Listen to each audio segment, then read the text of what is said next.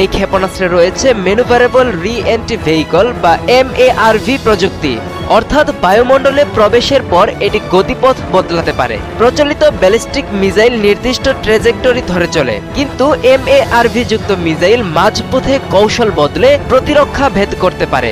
ইসরায়েলের বহুস্তরীয় প্রতিরক্ষা ব্যবস্থাকে চ্যালেঞ্জের মুখে ফেলেছে এই শক্তিশালী মিসাইল। ইসরায়েলের প্রধানমন্ত্রী নেতানিয়াহুর কার্যালয় লক্ষ্যবস্তু হওয়া রাজনৈতিকভাবে গুরুত্বপূর্ণ, তবে তার চেয়েও বড় বার্তা হলো ইরান দেখাতে চাচ্ছে তারা নির্ভুলতা ও দূরপাল্লার সক্ষমতা দুটোই অর্জন করেছে।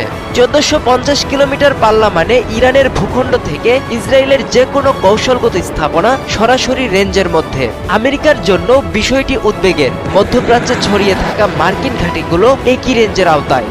ইরান ইতোমধ্যে জানিয়ে দিয়েছে তারা কেবল প্রতিক্রিয়া দেখাচ্ছে না, তারা